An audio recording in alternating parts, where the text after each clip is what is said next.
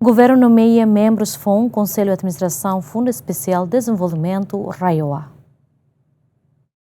Conselho Ministro quarta-né aprova projeto de resolução governo Nian, e apresenta o primeiro-ministro Kairala Sanana Gusmão, e nomeia membros FON, Conselho de Administração, Fundo Especial de Desenvolvimento Nian, para região administrativa especial Oikusi Ambeno ka RAIOA.